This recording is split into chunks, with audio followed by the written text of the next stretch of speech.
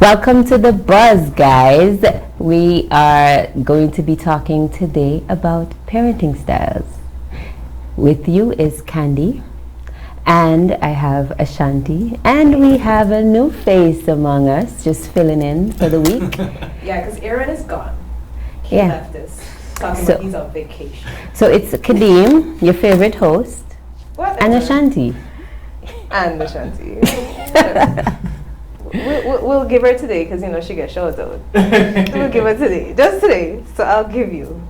Yes. Your Highness. Make your appointment. Make your appointment. Look. Okay, so we're talking about parenting styles. Yes. How negatively or positively it affects children's upbringing. What do you think about this, Kadeem? What do you think about this? Kadeem's not a parent. No. But we can. We wanna see. Yes. I like He's a that. guest on the show today, so why not? You go first. So first, I think it's a very interesting topic because I think if you have a bad parent, you could either approach it one of two ways. You can either be better for it, or you could be worse for it. And a lot of people out there either choose either way, so it's a very interesting topic, and I think of course your parents really affect what your outcomes are, because that parenting style, they're going to motivate you, are they going to lift you up, or are they going to pull you down? And I believe in pathology and genetics, and one of the things that people don't really realize is that those things that are in your parents' lineage are normally passed down to you. So I'm always very aware of, like, when I see a young person acting weird, like, okay, who are your parents? Who are your parents? And it's usually one of two things. It's either you mirror your parents or you go the extreme opposite to be something different from what your parents were. Yeah. So, And I was gonna ask, like, what would you consider a bad parent? Because that just clicked to me. Because if you think about it, you would think that the maybe pastor's son or daughter would think their parents are bad because why?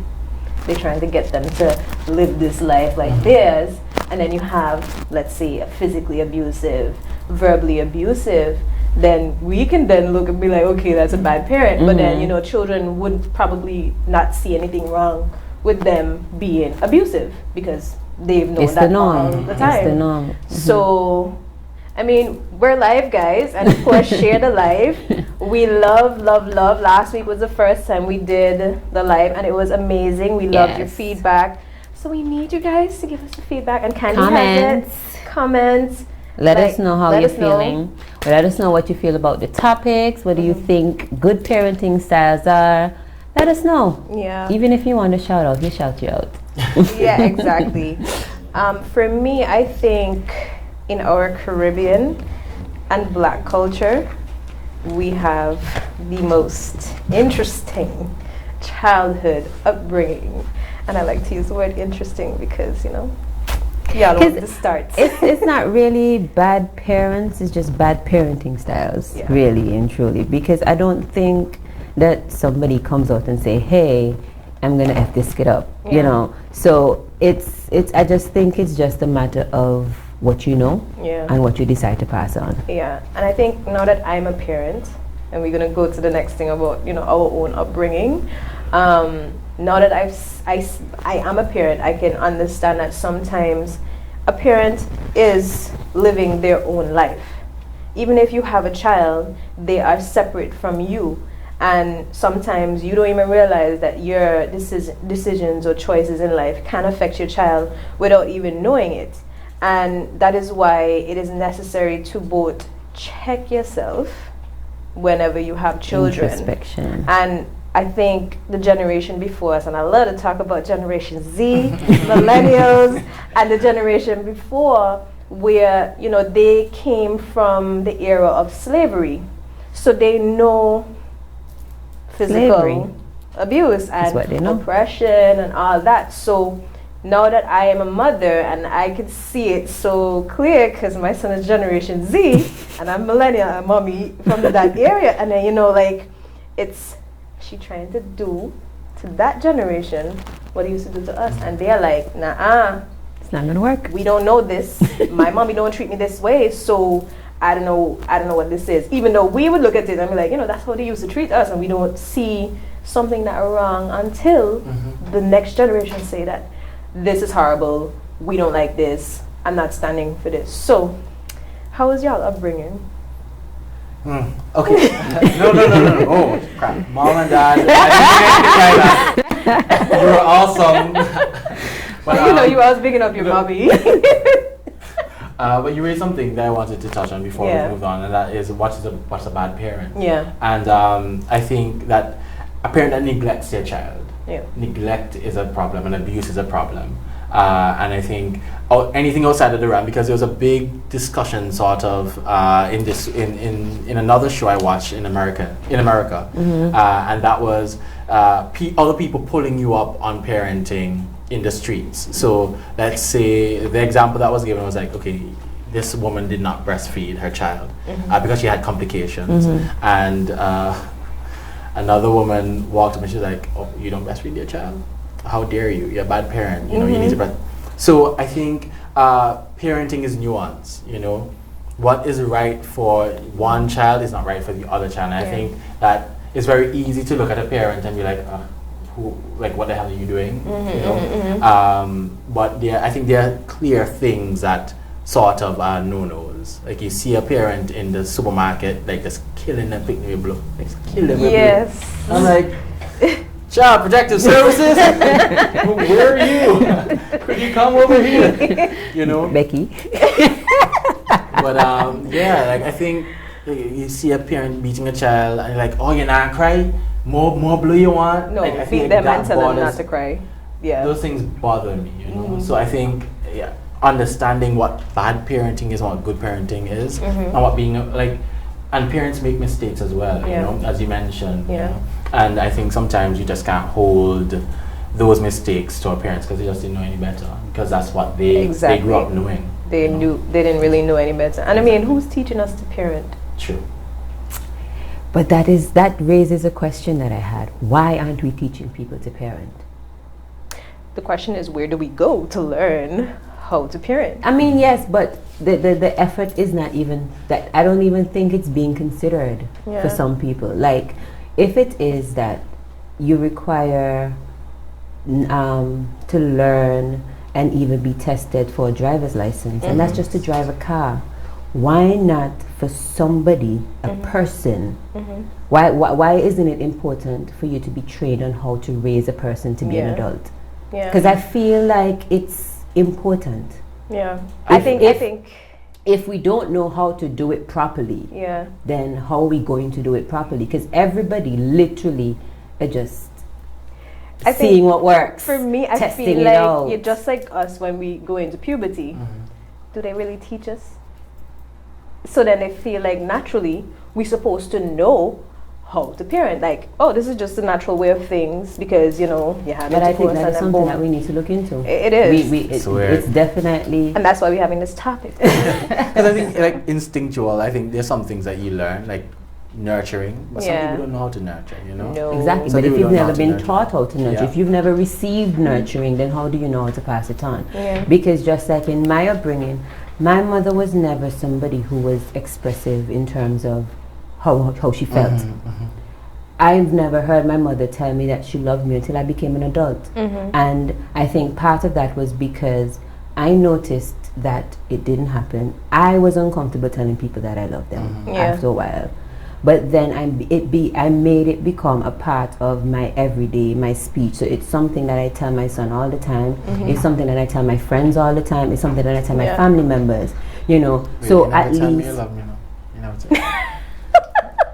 I love you, hon. So it was only after now. I don't know if it was like subliminal messaging or whatever, but after a while, or maybe she just saw an error in her ways. But after a while, she started to tell me that she loved me. And the first time I heard it, you were like, right? It hit that spot, because it wasn't something that I was accustomed to. So I knew that it was an issue for me, so I made the effort to not make those same mistakes with my son. So from ever since he was in the belly, he was hearing, baby, I love you, because that is what that is that precedent that I wanted to set. So he knows that it's not uncomfortable. It's not out of the way for you to tell somebody how you feel about them. Yeah. Can I ask you both like a controversial question? I know how I feel about it, but I'm curious about what you guys feel. Do you think that some people should be barred from having children? You're giving away free will? Yeah. I have a problem with free will. I think everybody should have free will.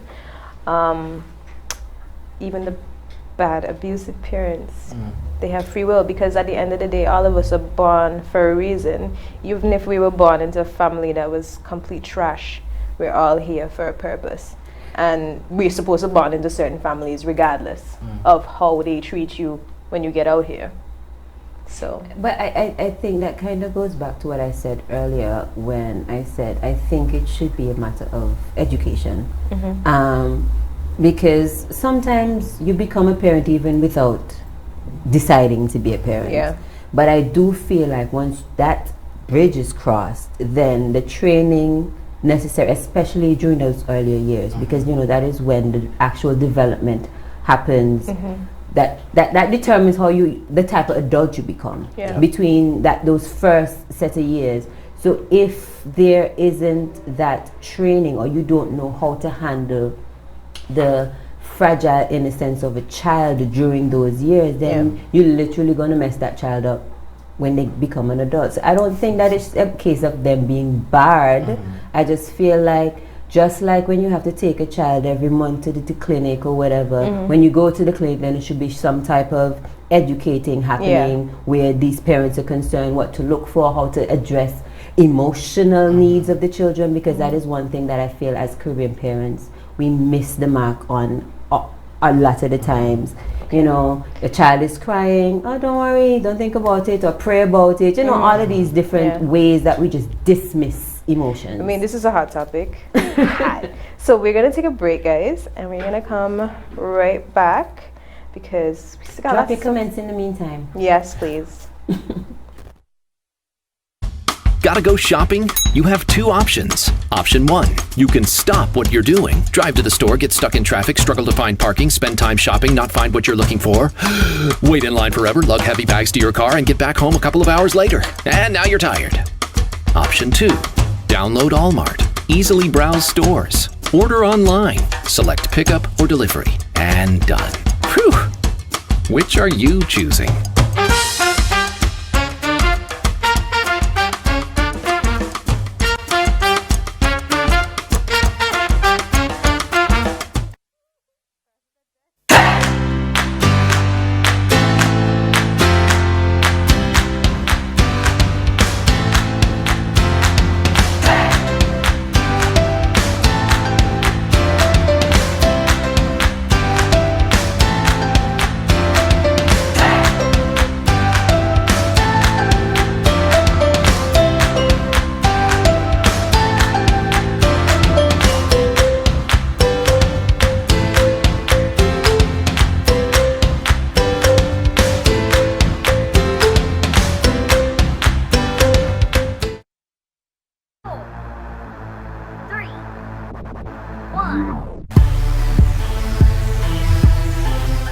I'm Candace. I'm Aaron. And I'm Ashanti. And you're watching The Buzz.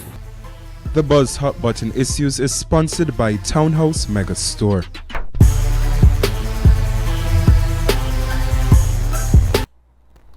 And welcome back to The Buzz, where we're discussing parenting. So far we have touched on a lot of very touchy topics, including our own upbringing and what we feel about parenting and parenting styles and what makes a bad parent. We'd like to big up our sponsors, ACT and Allmart, for hooking us up and holding us down here on The Buzz. Holding on the fort. Yeah. So you're tuned into The Buzz. As you know, your favorite show. I'm Kadeem. And your favorite host? So maybe. Alright, this one to the done. Anyways, I'm Ashanti. Thanks.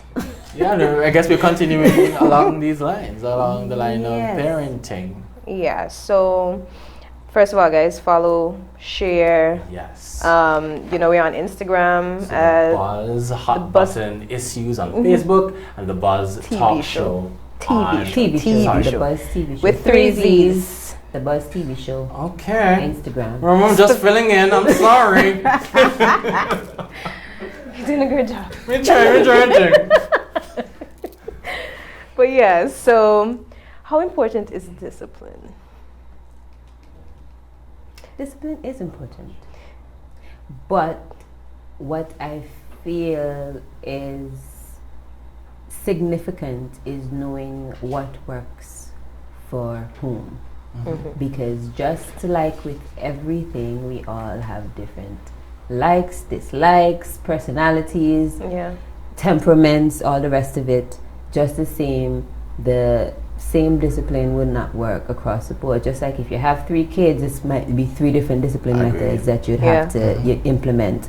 So I feel like, first of all, you get to know your child. Yeah. Because some of us don't even know our children. The Most reality. of us, we don't even know ourselves. Just saying. But we don't even No make shade. the effort to do it either. Yeah. You know, sometimes you have the parent who would just not pay attention. They'll be there, they make sure there's a roof over your head, they make sure you have something to eat, but that's basically all I think there is. discipline here, or in the black community, is I'm older than you. I know better. And Do that's as how I they- say, Do as I not say. as I do. Not as I do. Don't question me and what I do, because I'm always right and you're below me, basically. And don't cry. That too. Oh, and was it children should be seen and not heard. So that's a discipline here. For me, how I discipline, I don't beat, but if I gotta smack you, I smack you. But it's rare. So for me, my son, his love language is words of affirmation. So you know, if you say something a kind of way, he will shut down. He will feel a kind of way according to what you say. Like he will hold that in his heart. I remember that like days later, and I'm like, Mom, you know, the other day I was mad at you because of this, and I don't forgive you. And I'm like, it's been like 5 days. So you know, like I don't beat because I feel like it doesn't make sense, and I don't want to beat in rage. You know, you know, they're doing something to upset you, even though something I want to kick them out, but still, I wouldn't do that. What I do is I tend to take away privileges. So if you know he really likes something, he knows that if you do this, this is the cost for that. You know, I'll take this away for X amount of time, and I have to keep my word. And if I say it's a month or maybe 2 days, I have to make sure that it's that, because that's me holding, you know, that trust between. Exactly. So that's how I do discipline. But if I gotta smack him, he gets a smack. I don't know, because of course you grew up. I think most of us as Antiguans and Barbadians, I get blown. You know, and I don't know that is. Well, for me, I made a conscious decision to stop getting licked at a point in time. I'm like, I'm too old for this. So I think after 10, that was it. So you decided? I decided. So you start doing everything that. Yeah, I'm like, I'm too mature for this. This is it. Because I think the last time I got lashes, my dad decided that me come on too late. I'm like, when me and have class, yada yada yada. And of course, he's upset because I managed to talk back, and you can't talk back. Okay.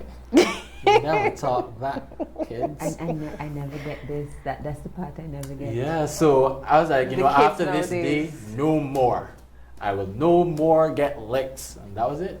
Never. I made a conscious decision. And I think other people, they're not that conscious. And I think parents as well need to have that sort of understanding that licks may not be the approach.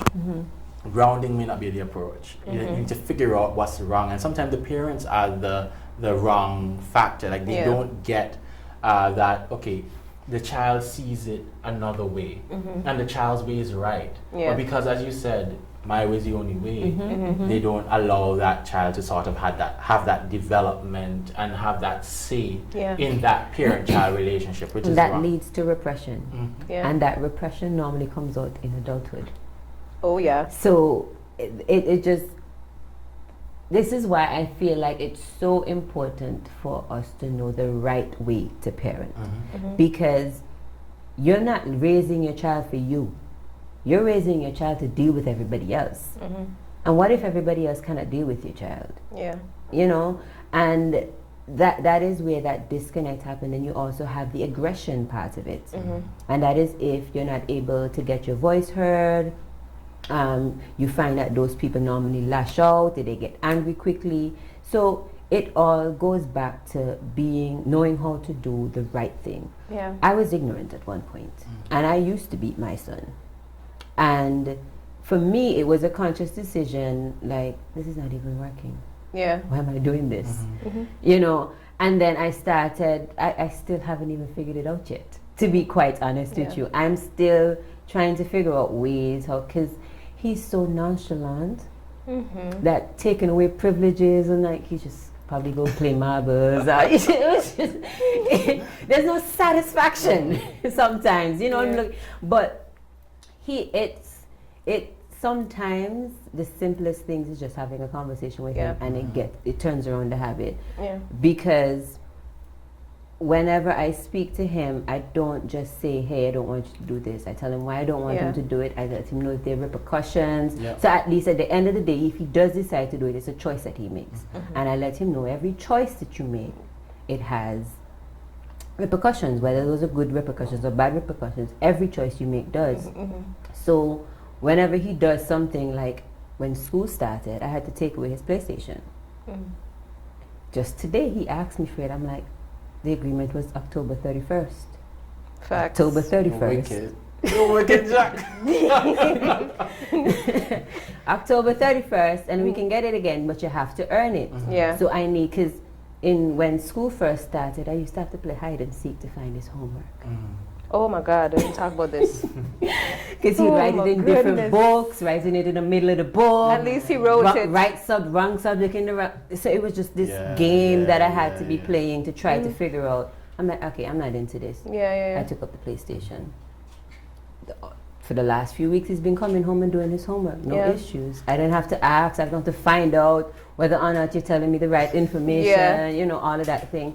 So I guess today, because he's been behaving for the last couple of weeks, he's like, okay, I think I deserve it. Yeah, you did. You probably do deserve it based on that. But you probably may have only been doing it for that. Just because, So I want to create a pattern. I want to create consistency. So at least he knows that, again, every decision or every choice that you make, it has a consequence.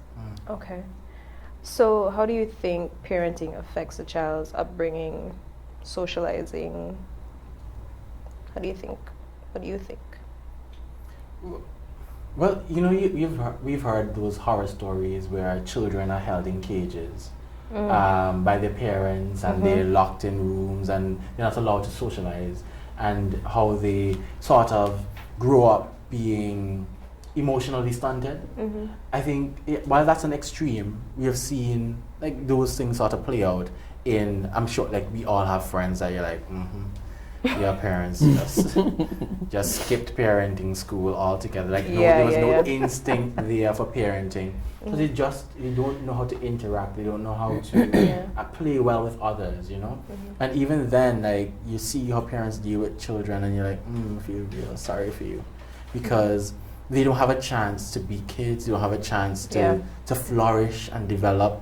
So I think it has a major impact, and I wonder and worry about the fact that in Antigua we don't have systems to monitor things like this. At least not in a robust way like other developed countries. Because let me tell you, child protective services in America. Look. Just saying. I'm just saying. But just to add on what you said, because there are actually 4 types of parenting styles.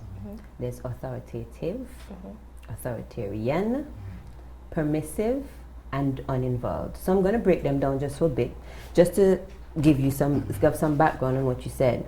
So there's the authoritative. These parents have reasonable demands. They provide consistent limits. They express warmth. So they listen to their child. They're involved in the child's development, etc., etc. And then you have the authoritarian. These parents are more about conformity and obedience. They're strict. They tightly monitor, or they hover. They call them like helicopter parents. and they express little to no warmth to their children. And then you have the permissive. These children run the show. They have few demands, no punishment. They get all the warmth and all the love in the world, and the parent tries to be a friend more than being an actual parent. Yeah. And then you have the uninvolved, which is the parent that nobody should try to be. And those parents are indifferent. They're neglectful. They do not respond to their children's needs, and they show absolutely no warmth. Yeah. And all of these parenting styles have repercussions, or they have results. So for the authoritative parent, those children are usually happy, more successful, more capable, able to adapt in life. Authoritarian, these children are obedient, they're proficient, but they usually lack self-esteem. Yeah. Permissive children of permissive parents, they lack happiness, they lack self-regulation, they have issues with authority, and they They tend to get locked usually up the most. do poorly in school. That's very interesting, you know. That's very interesting. I'll tell you why. And then, then the uninvolved, those children are they normally lack self-control, lack self-esteem, they have less confidence than their peers, and they usually are unsuccessful in life. Wow. Okay, so coming up after the break, we're going to speak with Mrs. Weatherid from the Welfare and Child Care Protection Officer within the Ministry of Social Transformation. I got it right. So we'll be diving into that discussion right after this break. So, yeah. 4, 3, 1. Hi, I'm Candace. If you want to learn more about our cast and crew, follow us on Facebook, Instagram, and YouTube. The Buzz Hot Button Issues is sponsored by Nigel's Restaurant.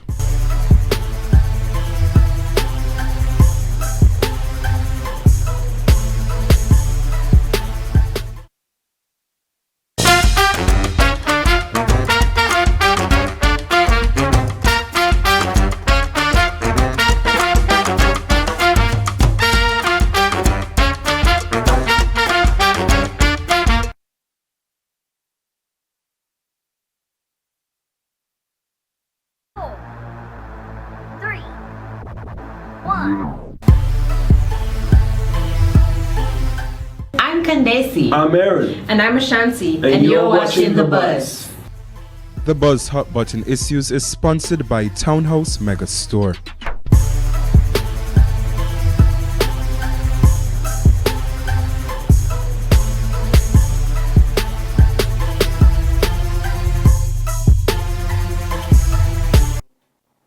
Hey guys, welcome back.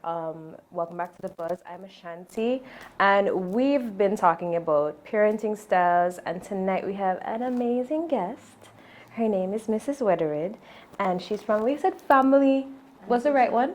Family and Social Services. I got it wrong the last time. so Family and Social Services, if you guys didn't know, we do have them here in Antigua. So, question for the viewers, just to, get the viewers to talk about their experience or whatever.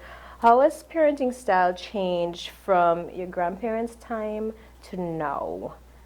I want you to answer that question. How has it changed? How has it changed? Mhm. It has changed.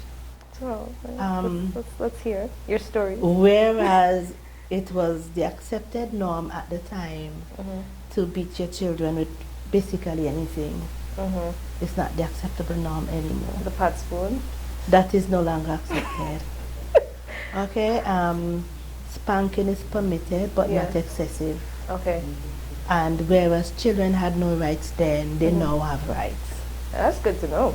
Yes, they I do. didn't know that at all. They do. They Okay, do. so let's talk about parenting styles. Yeah. And we just had an in-depth conversation about parenting styles. Yes, So okay. we're gonna say that Candace, what she just said, Yes. if you were paying attention. I was paying attention. Good. All right. And I'm gonna put you on a hot seat right now. That's okay. Good. So we got this. We All got right. this covered. We got this covered. Okay, so what would you say is, like, how does parenting style affect children nowadays negatively and positively in our community? Okay. In Antigua, parenting styles do affect children. Well, positively and negatively, of course. So you have, well, Ashanti did mention them. So you have the different parenting styles, and you get different results from each style. All right. So in Antigua, I think most of our parenting styles are the authoritarian part of it, where you, cause I say so. Yeah. Why? Cause I say so. Yeah. Why? I'm the parent. Why do as I say?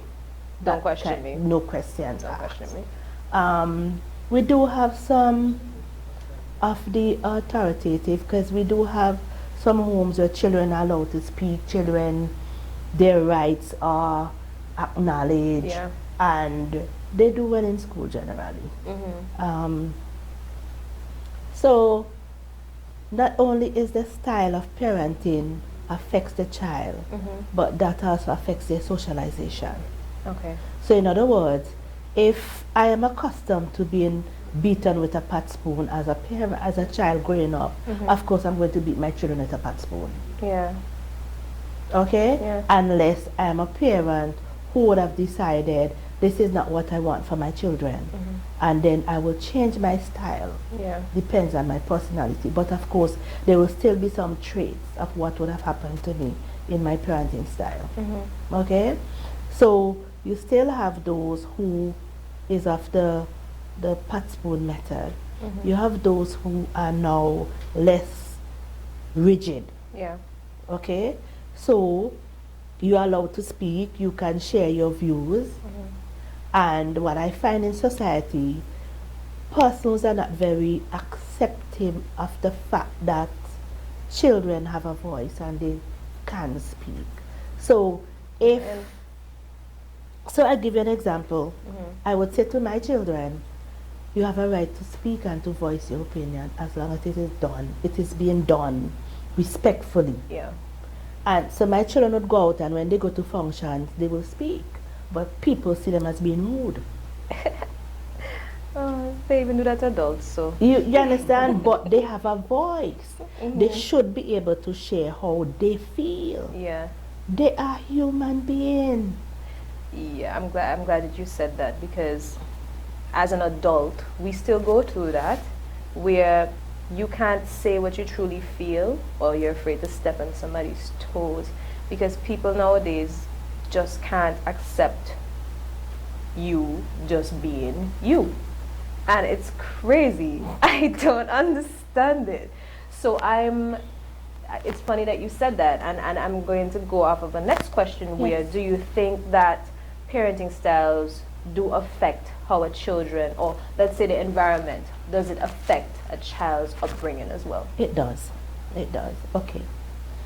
Children go through different stages of development, from birth up.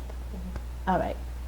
So if a child is, as a baby, cries but does not get the attention, so he or she might be hungry, and whenever he cries or she cries, the attention is not there. Yeah. Eventually that child can, as an adult, develop trust issues. Wow. Since From birth. Wow. Yes. You hear that, guys? From birth. Yes. And you know, that's crazy, because when I had my son, they always say, make them cry, man. Make them cry. Don't make them get too accustomed to you being there, not knowing. Wow. But crying is acceptable. That's Wow. okay. But then I'm talking about, you left the baby. Okay, so we have some parents that would go out in the night and leave their children at home alone. Yeah. And I mean sometimes babies. What?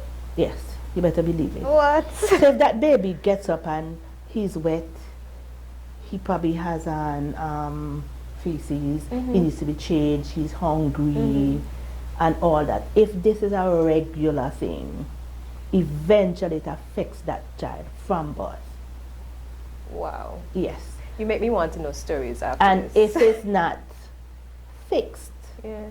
as that child develops, it takes those anxieties and the mistrust and all that into their childhood.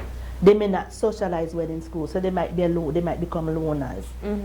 They may not feel like they can fit in, basically. Yeah. And from birth. And it starts from, yes, it does. Wow, I learned something today. I learned something. So now, when I have my next child or children, I'll know what to So do. now, in in the home environment, if as a child I'm allowed to speak freely and share how I feel, when I go to school and I'm with my friends, of course, I'd be able to speak freely and share.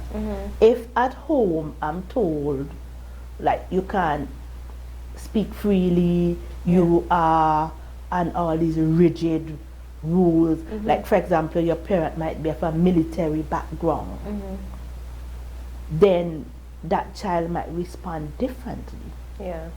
at school. He or she might get excellent grades, but poor social skills.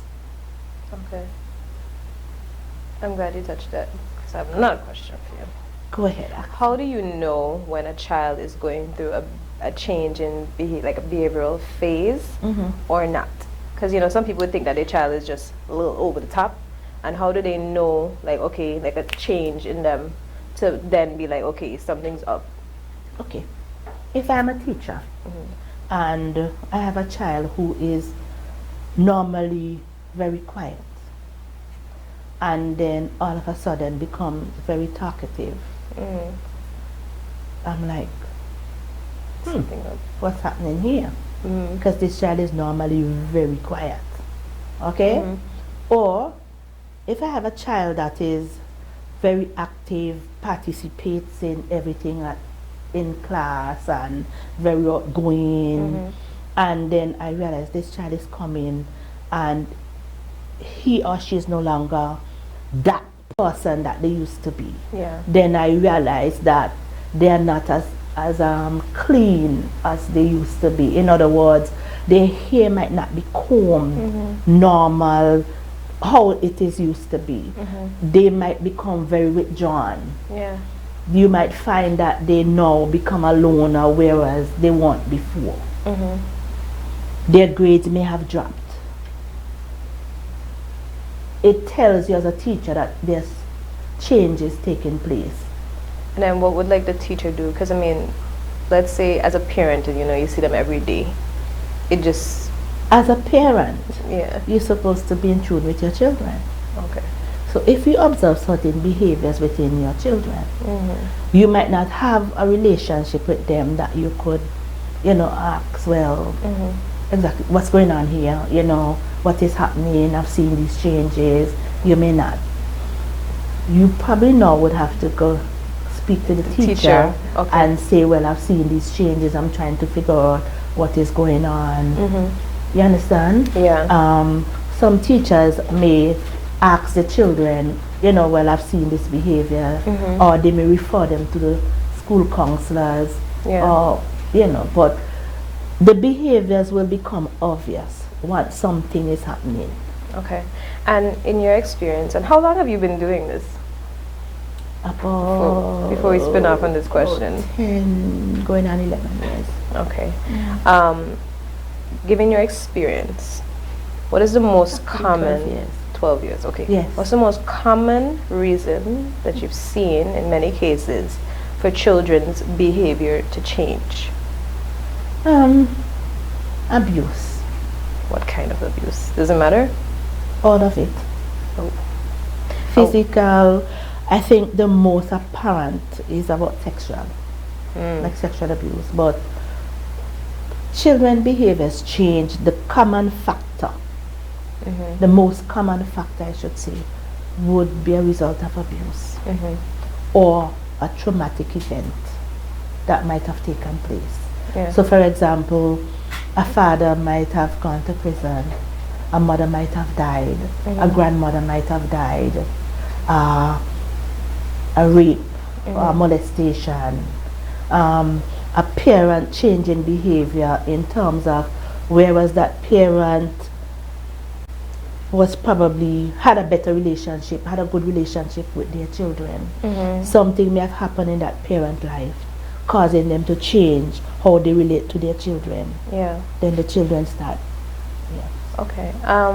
So as a parent, and this is your advice to parents out there, if they started to recognize behavioral changes, Yeah. what are the steps or some things or advice that you could give to them to help? Okay. So if you realize that your children have now are now displaying drastical change in behaviors, okay, you can do two things. You can speak with your children if you have that relationship, Yeah. and if you don't, then you reach out to somebody who has that relationship with them that they can speak to, because you realize that the older people will tell you and parents will tell you there's a gap between the children and I once they hit a certain age. Yeah. And the children would say, my mother don't understand anymore. My father don't understand me. I can't relate to my parents. Okay? But also, like some of the behaviors can be a result of drugs, Yeah. drug use. I think what each parent should know the developmental stages of children and what happens at each stage. So for example, when a child hits puberty, of course everything starts changes because of all the hormones acting up within their bodies. Okay? Now then they start trying to find an identity. Who am I? Am I the friends I associate with? Yeah. You understand? Then as they get a little older, like 15, 16 going there, they are now trying to determine this is who I am. But there are expectations and demands being placed on them. So for example, the school expects them to behave a particular way. The society out there expects them to behave a particular way. There are rules within the home that they have to adhere to. Plus, the parents have expectations of them. Yeah. If they have siblings, they have expectations of them. So the teenager at that age has a whole crisis going on within them while trying to meet the expectations of everybody else out there. Yeah. Wow. I just had a flashback of my teenage years. It was horrible. And in most cases, the children decide to become rebellious. Yeah. Or shut down. Or shut down. You just become a mute or loner, as you would say. Or Yeah, I all you was- do I was as a a total parent, loner. or every time you need to find your child, you listen for the music. That was my thing. That's all I used to listen. Listen for the music in Yeah. the bedroom, and usually it is at a blast. Yes. Or Oh my you goodness. go knock on the door and you not no response, and when you open the door, if it's not locked, Yeah. the earbuds are headbuds. in. Girl. Yes. You're talking the business right now, because that was totally me. Yes. Would you say there's a thin line between discipline and abuse? It is. Yes. Let us know. Okay, so discipline is setting down rules and structures to be followed. Okay? Yeah. Abuse now becomes when these rules and structures are not being adhered to as the parent think they should be, and then the verbal abuse comes into play, or the physical comes into play, and the physical abuse is excessive. Yeah. So while if a parent comes to me and say, okay, I'm having problems with my child because they display behavioral issues, I would first ask, how long has this been happening? What have you done? What has changed within the relationship or within the home? Because a child don't get up one day and start behaving a particular way, no. It starts from a particular place. So even for example, as a child, a parent would hit a child at 3, 4, and the child hits them back. Which they do. and the adults laugh about it. Mm-hmm. But that's okay. As far as the child is concerned, it's okay to hit them back. Mm-hmm. And then suddenly the child becomes 6 and they hit you back and you want to break their hand because they hit you back. Mm-hmm. But you didn't do anything Wow. in those And I've seen ages that. coming up. Yeah. You understand that? It Yeah. doesn't mean that you have to hit the child back, but you just let them know it is not acceptable Mm-hmm. to hit back. No, Understand? that you had to say. And so you as an adult, you let go all these big F words and M and R and everything, and the child sucks it up. Mm-hmm. And then he goes to school and he gives the teacher one. And then the parents walked in all shocked. That's actually funny. My child was raised up cussing these words. Where did he get them from? They're so in denial. I've seen it. But you give the children every day for birth. What do you expect? Yeah, I get that. I've seen that happen. You understand? Yeah. Or every time you say something, the child say, don't talk like my granddaughter, my 3-year-old granddaughter. You have a granddaughter? Yes. Your And I your have grandma. children. Okay. Yes. So, my 6-year-old grandson did something, Mm-hmm. and I hit him. And my 3-year-old granddaughter said, don't hit my brother. So, of course, I smack her. And then she goes, boo, boo, boo, boo. Smack she again. And then after that, my daughter asked her, so where did you learn the boo, boo? Peppa Pig. Oh wow. She says Peppa Pig. Mm-hmm. You understand? So now I'm saying to my daughter, what you need to monitor this Peppa Pig. Yeah. Because Peppa Pig is not a good influence. At least it's not Caillou, because Caillou was terrible. If everybody knows, Caillou was understand? like the demon child on TV. But I'm saying But all yeah, I that get to you. say, I'm saying all that to say, if I said to my granddaughter, it is acceptable behavior. Of course, when she go to school, she's going to tell the teacher the same thing. Right. Don't hit my friend. And then she's going to give teacher Peppa Pig. Peppa Pig. And guess what? She's going to be known as the rude child. Yeah. Then the teacher is going to say, she's rude, I'm not dealing with her. Thank you for saying teacher. So my next question to you is, Yes. do you think teachers play a role in in shaping a child's behavior to lead them up to being in the workplace? Teachers are very important. Very, very important in children's life. So before COVID, the teachers were grandmother, grandfather, uncle, cousin, nenen, mother, auntie, everything. Yeah. Because they spent that amount of time in school. Yeah. Okay? Yeah. But times have changed, so they spend less time in school now. But what the teacher instilled, have your son ever come home from preschool or primary school, early grades, and you say, well, this is how I know to do it, Oh, I and know. they say, but teacher Just say, say a teacher's word is gospel, and if you go against that's not how teacher do it. My teacher, my grandson went to Adventist preschool. His mother loves crab and pork. Oh Lord.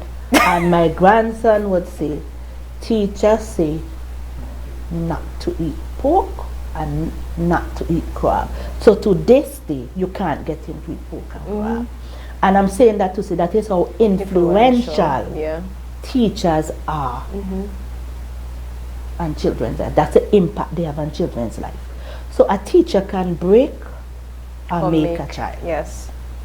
Yeah, because I watched a lot of inspirational things where children hold, if the teacher say that they would never make it to this, they never forget that. Yes, they never forget. They never forget it. And guess what? If they have a teacher who was a very influential in their life, up to the time they old and grey, they still teach us so and so. You're right. And it was Teachers Week last week, right? And we were actually talking about the teachers that we remembered, and bigging them up. And now that you say that, Yeah, teachers' words are gospel to the children. that's a fact. That's actually a fact. You see how crazy it is? Yeah. So that then comes back. Do you think we should go back to the old time where the village raised the children?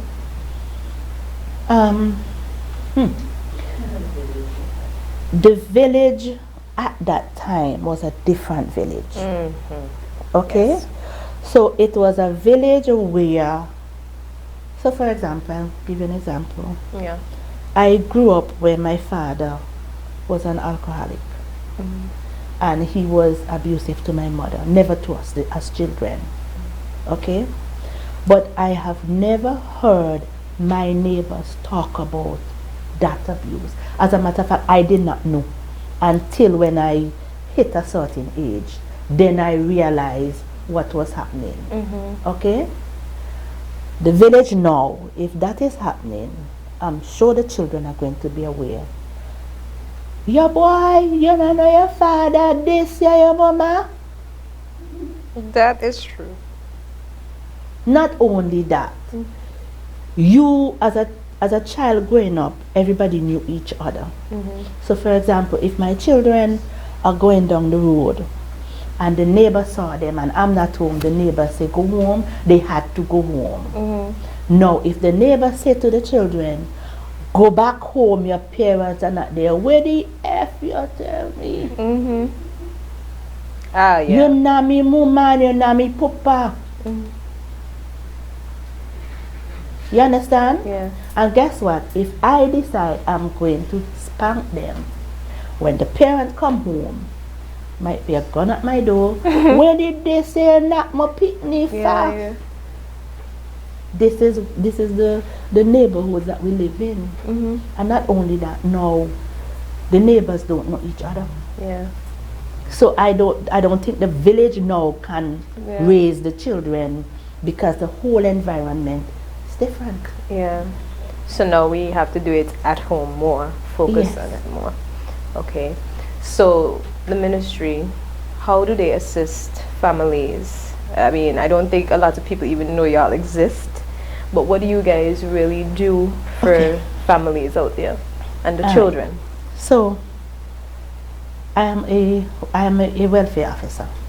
So I deal with children, anybody under the age of 18, except if you're 18 and you're still in school, then we continue to work with you. Yeah. My job is to deal with families that are in need of, let's say, help.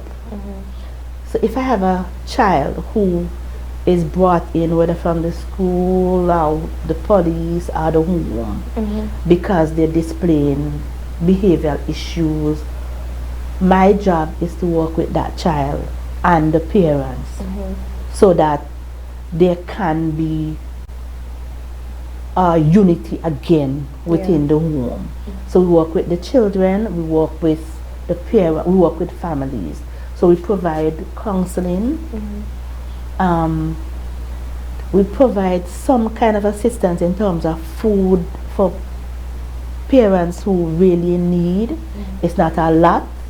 Now the ministry has a voucher system in place where if you come and you're evaluated and you realize you need help, then we, direct you to the services over at head office where you'd get the vouchers and all that to assist in terms of food. Yeah. To be quite honest, social services really at the bottom of the ladder. And but it's true. We don't have a lot of resources. In most of the cases, we put a plaster on the wound. That needs stitches, right? That needs stitches because we don't have the needle and the thread to stitch it. Yeah. What would you say that you would need, and this is you putting it out, what would you need in order for that ministry to actually, flourish and do what it's supposed to do? Resources. Like what? Human and otherwise. So, for example, we have at present about maybe 7 staff, welfare officers, to deal with the whole of Antigua. Okay? And we are badly short staffed at present. Not only that, resources in terms of how can we help children out there? How can we really help the persons who are in need? So sometimes parents come to you, they need food, they need clothes, sometimes they need shelter. How can we assist them effectively in their situations? We don't have the resources. How many persons are working currently with you guys in the ministry right there? Just a We guesstimation. have about maybe 10, 11 For the whole of Antigua? staff.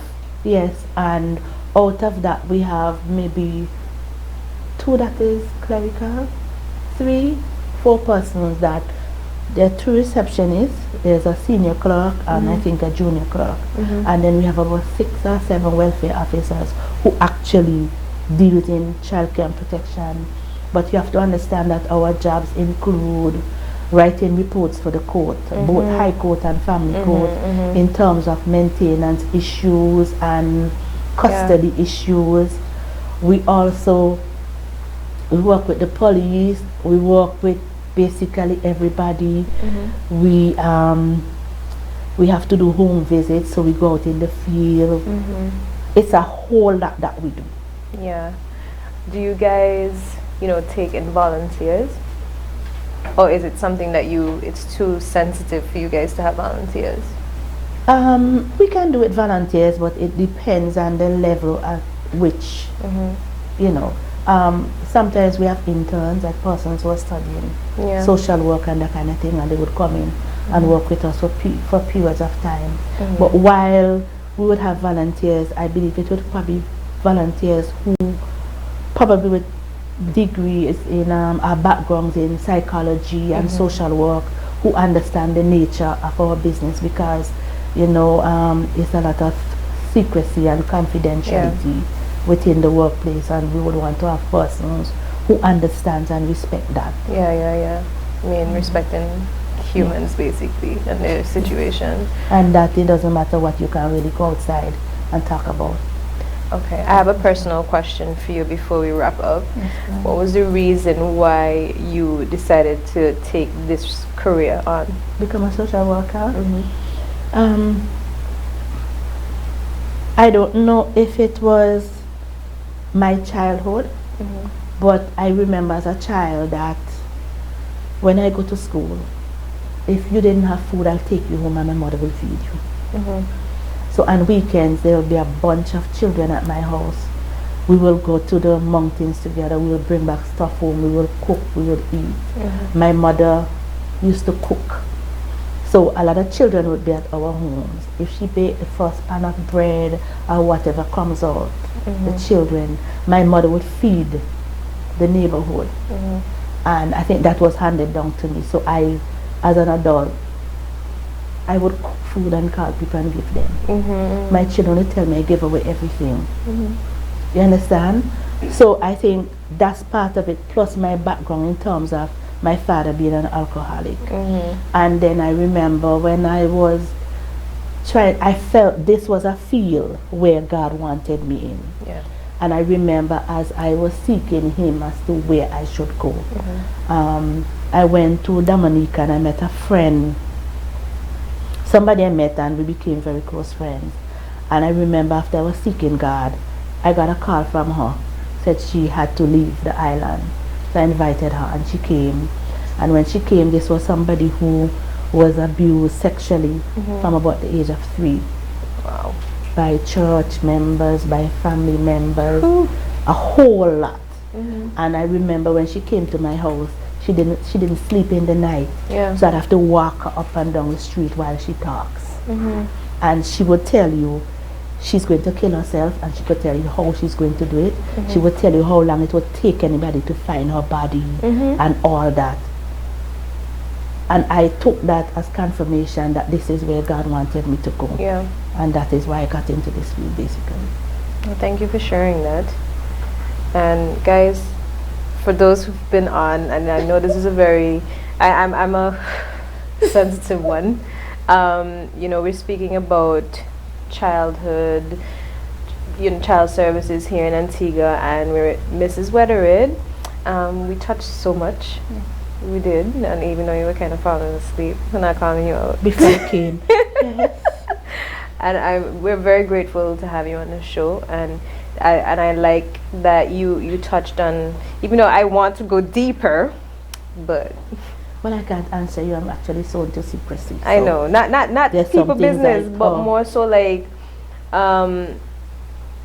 more in depth and making people understand how important it is that how important your department is for the population of Antigua, and how much Antigua is in poverty, and how much we're affected, and our children are affected, the future is affected by parenting styles. So I'm very grateful to even be the one to interview you, because this is... Well, what I would like to say before I go is that what I want people to understand is that parenting is not a joke. It is serious. And whatever you put in your children today is what is coming out tomorrow. Not only that, it goes down in your generation. Yeah. So you have persons in the system that their grandmother was in it, mother is in it, grandchildren now in it, great grandchildren, and that stemmed from way back. Yeah. So it's very important about Yeah. how you raise your children and what you would put in. What are the expectations? Breaking the cycle. Yes. What kind of children would you like your children to be when they grow up? What kind of parent would you want them to be to their children? Yeah. That's very, very important. Okay, and sometimes people bash us as welfare officers because they think we're not doing this or we're not doing that. But let me tell you something. The amount of work that we have to do as welfare officers, like for me personally, it doesn't matter what hour of the night I get a call, I go. Leaving my children and grandchildren at home. If the police call me, I go. If gender calls me, I go. It doesn't matter who calls me, I go. Sometimes when I leave home at 7:30 in the morning, I don't get back home before 1 o'clock in the morning. Yeah. When we had the lockdown, most persons were home, I was working. I'm not saying that as welfare officers that some things don't go through the crack. But we do work, and we work hard.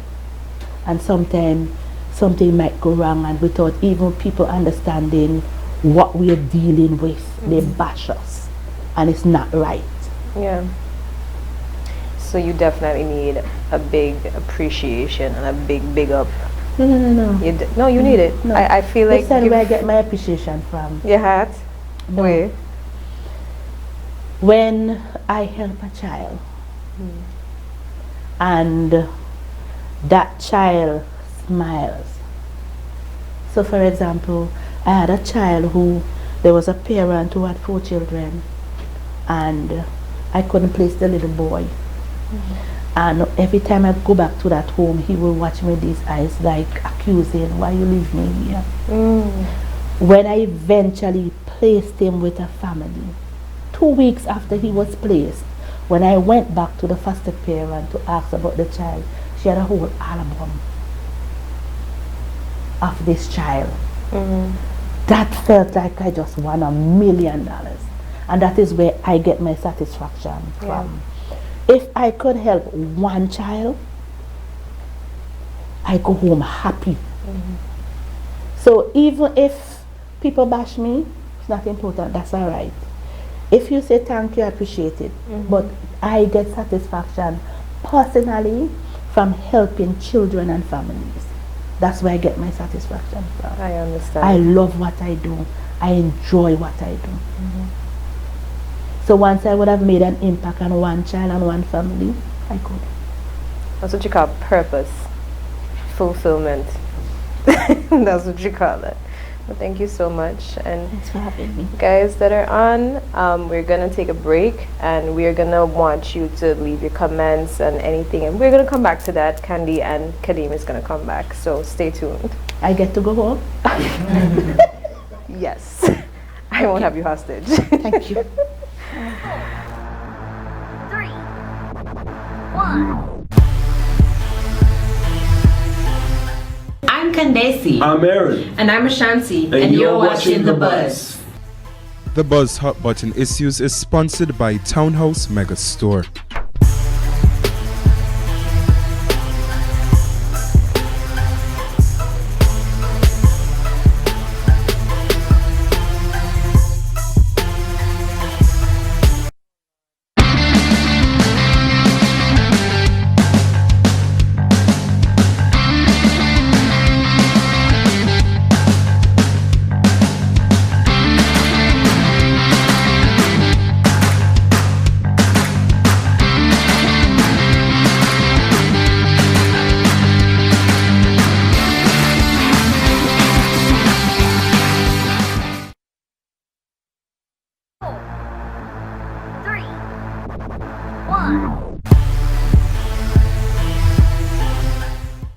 Hi, I'm Candace. If you want to learn more about our cast and crew, follow us on Facebook, Instagram, and YouTube.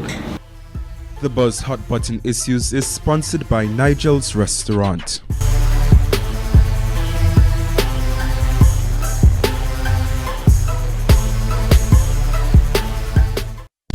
Gotta go shopping? You have two options. Option 1, you can stop what you're doing. Drive to the store, get stuck in traffic, struggle to find parking, spend time shopping, not find what you're looking for. Wait in line forever, lug heavy bags to your car, and get back home a couple of hours later. And now you're tired. Option 2, download Allmart. Easily browse stores. Order online. Select pickup or delivery. And done. Phew! Which are you choosing?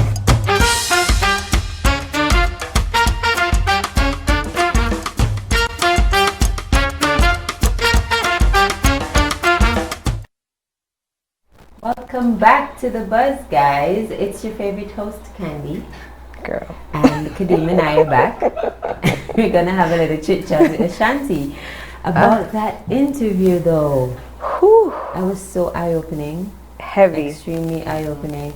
I don't know, I was all in my feels because this is a topic that is extremely touchy for me in terms of children, because I have a passion for children. Yeah, me So it's an extremely touchy topic for me because I always feel like sometimes we don't give children the attention that they need, not just as parents but as a society on a whole.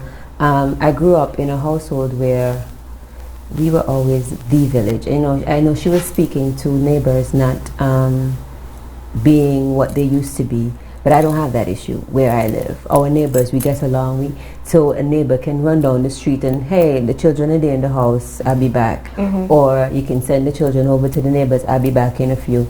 But my house is the village because there's always children there. And I don't mind because I like how they interact. I'm able to interact with them, see who they interact with, that type of thing. So it was eye-opening. It was really eye-opening. And 7 people for the whole of Antigua. 7 welfare workers. That's crazy. Priority. That's crazy. This really shows priority in our society.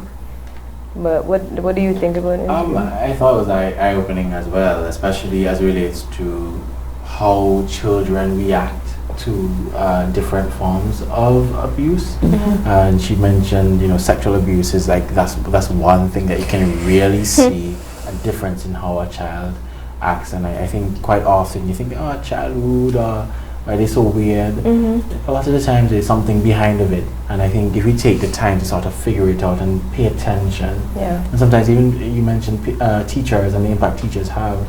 Sometimes it takes a very astute teacher, someone who's paying attention to the child, to say, hey, something to write here. And that teacher really helps to save that child. We need more people who are paying attention in society. I agree. You know, not enough of us are paying attention, especially to the young people in our society. And wanting to make a difference as well, because it's not just paying attention, but actually making the effort to Want see to some see type of change.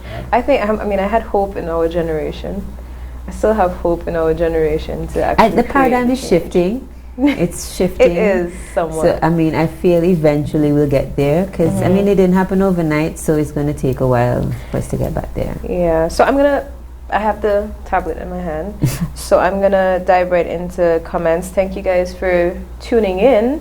You know, we value your time and your presence.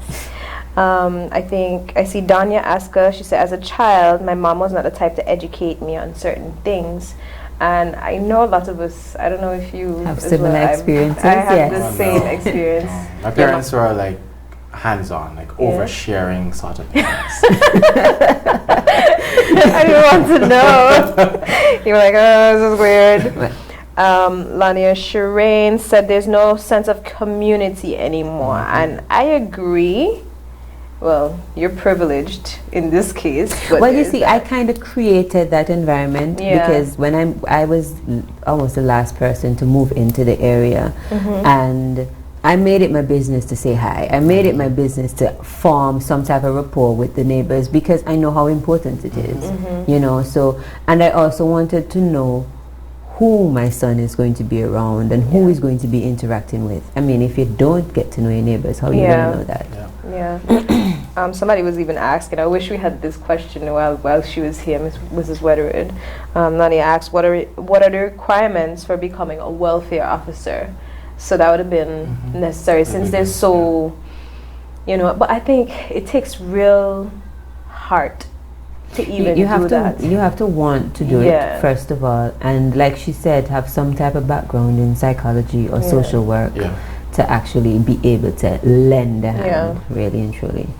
Yeah, I mean, but it's a heavy topic, guys. It is. It's a heavy topic. So I think one more comment, and I don't know if because everybody kind of feel the same way we feel. I feel heavy. I'm not even lying. I feel mad heavy. Speaking from personal experience, so I agree with Mrs. Wetherwood when she says social or welfare services is at the bottom of the ladder. Why do you guys think that it's at the bottom? I think in general, I think people don't understand the importance of young people and those sort of services that require development and working along with the emotional needs of people. I just generally don't think that we have an emphasis on youth work, social work, and stuff like that. I think you'd quickly hear somebody argue about roads and that's so true. Other political issues than important issues like social work. And I think that's where it lies. Like if you treat your children well, then you get those ideas from your children. You get the next generation of amazing young people going to transform Antigua and Barbuda. I think that's where we need to invest our time and money. One of the things I think might be contributing to why it ranks so low as well is because a lot of times those children are painted as outcast or rude or bad or horrible, not knowing that there's a story behind of it. So, and I think that is kind of why, you know, scary is the way it is, and you know that emphasis is not placed on the children who actually need that help, because they're not seen as needy. Wow. I mean, we have a question of the week, which, you know, we tend to do this every week.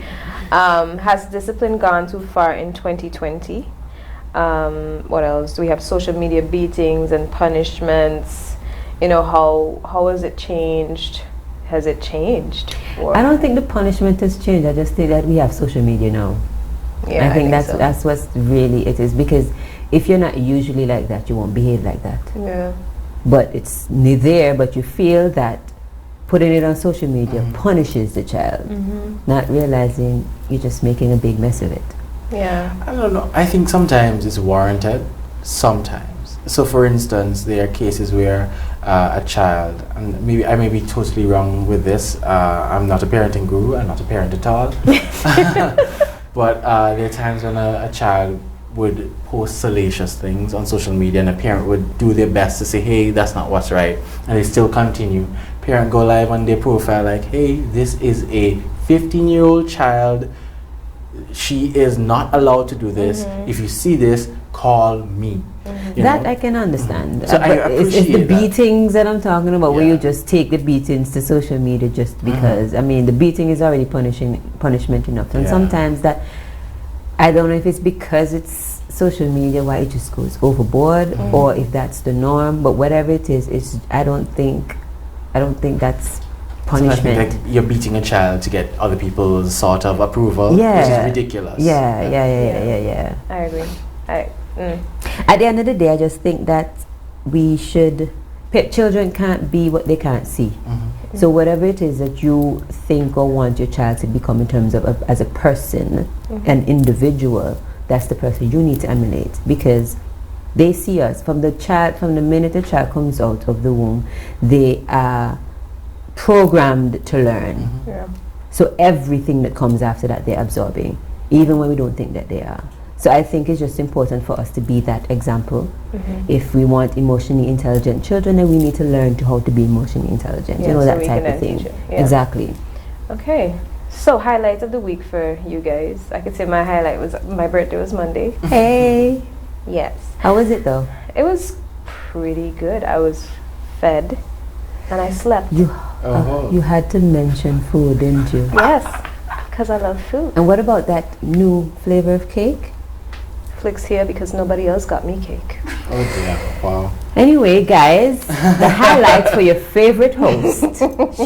Her name was announced in Parliament today. If you didn't know, you should go to the Parliament sitting on ABS. Yes. 44 minutes and 6 seconds. That is where I am. Have your people call my people. Hey, manager. What about you? I Sir? don't know. I wasn't prepared for this. I don't know what. You don't have something that happened that like really great? Then it sounds like it's the buzz. Yeah. Oh my. This. Yes. This was amazing. I hope I'm invited back. I'm sorry. Well, you're I'm sorry. No, this was amazing. I really appreciate this. I've watched you guys, so it's great to be here. We loved having you. Thanks. And now for the quote of the week. I don't know if you got the memo that you had to go look for a quote. I'm just saying. I'm sure you can come up with one. But I have mine and I'm ready. Okay. So, mine says, if we were told from the very beginning that childhood defines adult mental health, would we take more care in loving a child's soul? Right. Should clip our fingers for this one. Okay, so this one I found. You promote your children's well-being when you demonstrate joy that springs from your own being. When they observe you living from your pure being, content to exist as you are, they locate the capacity within themselves and they learn to access their own joy. So when you're happy, guys, your children will be happy too. I think my quote of the week, which I happen to know by heart, is from a playwright who's Roman African. His name is Terence, and it's "I'm human, so nothing human can be alien to me," which basically means that, you know, no matter what anybody does as a human being, you can't be like, oh, that's so outrageous. They're human too. It can't be alien to you that they did something, you know. I like so have some compassion, people. Just saying. Really? And Aaron's not with us, guys. We low-key miss you. Just a little bit. Maybe we'll miss you next week. Maybe. We'll see what happens next week. Right. And you know, I think that's it. Like, let's big up our sponsors. We have Townhouse, ACT, because they make this happen. Nigel's Catering, Sweet Chills. Shout out to our production team, because they're like awesome still. Yeah. And of course, thank you, Kadeem, for coming Oh, on. fill-in My host. pleasure. Hey. You know, I haven't hosted something in a very long time, so you know, anything to get me out of my house. Does that sound like a Russ? Okay, guys, thank you for staying tuned. And I'm Ashanti. Sma. Go ahead, say it. Your favorite host and the Prime Minister's favorite Jesus host too. Christ.